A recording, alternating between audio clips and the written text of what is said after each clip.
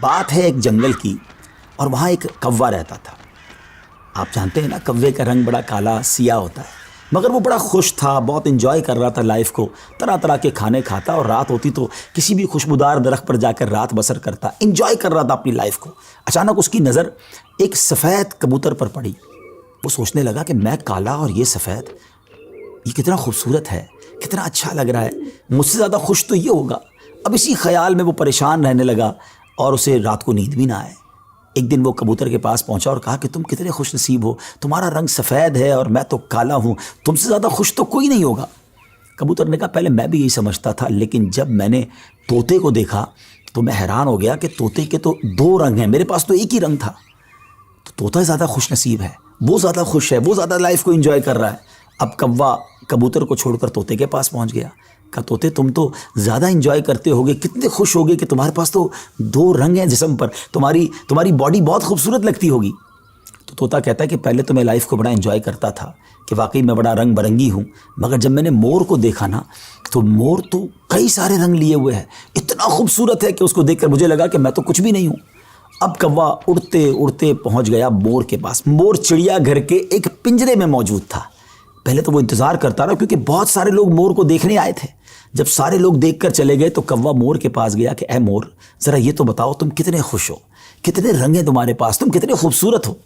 مور کہتا ہے پہلے تو میں یہی سمجھتا تھا کہ ہاں میں بہت خوبصورت ہوں، مگر پھر میں نے غور کیا کہ اسی خوبصورتی کی وجہ سے تو چڑیا گھر میں قید ہو گیا ہوں، روزانہ ہزاروں لوگ مجھے دیکھنے آتے ہیں مگر میں آزاد نہیں ہوں۔ اور پھر میں نے بڑا غور کیا کہ وہ کون سا پرندہ ہے جو چڑیا گھر میں قید نہیں ہے، تو مجھے سمجھ آئی کہ کوا ہی ایک پرندہ ایسا ہے جو چڑیا گھر میں قید نہیں ہوتا، اس کو کوئی قید نہیں کرتا۔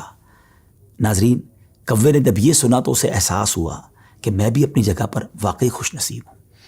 اب یہاں بظاہر تو یہ ایک فرضی واقعہ ہے، لیکن اگر اس کو ہم اپنی زندگیوں پر امپلیمنٹ کریں، اپنے بارے میں سوچیں، ہمارے پاس بہت کچھ ہے، لیکن جب کسی کو ہم سے زیادہ والے کو ہم دیکھتے ہیں نا تو ہمیں اپنی چیزیں کمتر نظر آنے لگتی ہیں، اپنا گھر چھوٹا لگنے لگتا ہے، اپنی موٹر سائیکل، اپنی گاڑی، اپنی سائیکل وہ ہمیں بڑی کمتر لگتی ہے جب کسی کی بڑی گاڑی دیکھتے ہیں، کسی کا بڑا گھر دیکھتے ہیں، کسی کی لائف سٹائل کو دیکھتے ہیں، جو ہے اس پر انجوائے نہیں کرتے بلکہ اس پر شکوہ کرتے ہیں، ناشکری کرتے ہیں۔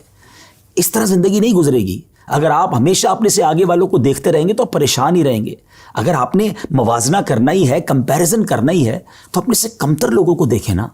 کئی لوگ بڑی مشکل زندگی گزار رہے ہیں، اللہ نے مجھے اور آپ کو بہت خوشحال رکھا ہے، جی ہاں اب بھی ہم لاکھوں کروڑوں سے اچھے ہیں، لیکن مسئلہ یہ کہ ہمیں تو آگے والوں کو دیکھ کر ڈیمورلائز ہونا ہوتا ہے۔ شکر ادا کیجئے، اور سبحان اللہ، میرے رب کا تو وعدہ بھی ہے نا قرآن میں، لَإِن شَكَرْتُمْ لَأَزِيدَنَّكُمْ، تم میرا شکر ادا کرو میں تمہیں اور دوں گا۔ تو جب آپ اللہ کا شکر ادا کر رہے ہوتے ہیں نا کہ یا اللہ تو نے مجھے کروڑوں سے اچھا بنایا، تو وہ اور عطا فرماتا ہے، آپ اور آگے بڑھتے ہیں۔ تو بہرحال یہ چھوٹی سی حکایت ہے، اللہ کرے اس سے سبق لیں، ناشکری چھوڑ دیں اور شکر ادا کرنے والے بن جائیں۔